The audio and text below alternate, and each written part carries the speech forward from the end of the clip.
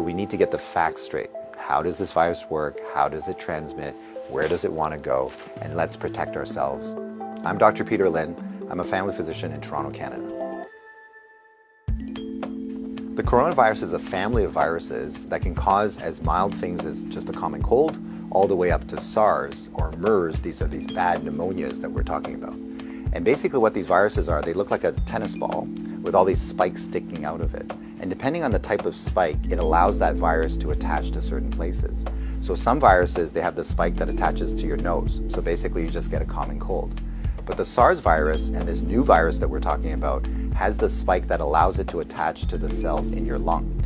And when it attaches there, it puts in information to make photocopies of itself. So it uses our equipment to make more viruses. I'm declaring a public health emergency of international concern over the global outbreak of novel coronavirus. Most of the coronaviruses live in animals. In this particular case, it was from Wuhan. There was a fish market where they were selling live animals. And the thought is that the virus was in a live animal, then it crossed into a human. But then what we found was that people were getting sick in terms of healthcare workers, in terms of family members that were looking after them, which now meant that the virus can pass from human to another human.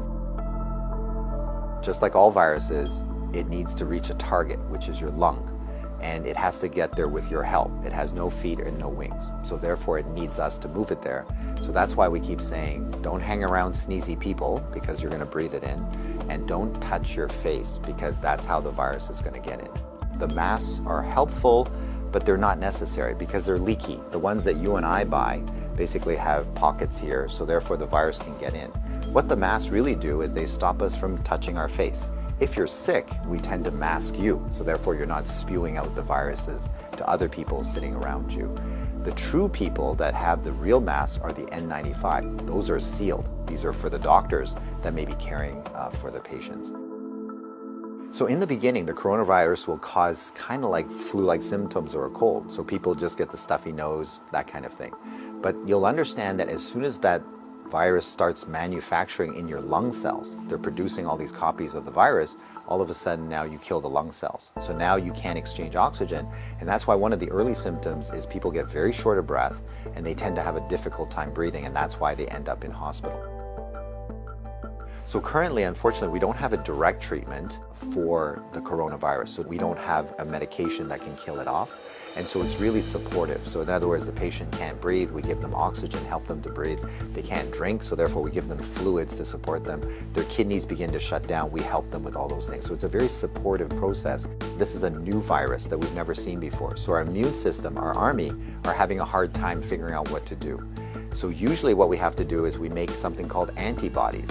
So these are things that can grab onto the spikes that we see on the virus, and it'll get rid of the virus for you, and that will actually bring you back to good health. So therefore the elderly may have a worse outcome, and of course the young children. So the babies, their immune system is not so good either, so they may not make those antibodies as well. So just remember, your hands may be with virus. Virus cannot hurt you because it can't get through the skin, but the moment I do this, now I've brought the virus right to where it wants to go. So let's remember not to touch our hands to our face. So let's say you think that you might have been on a plane or you might have bumped into somebody that has it.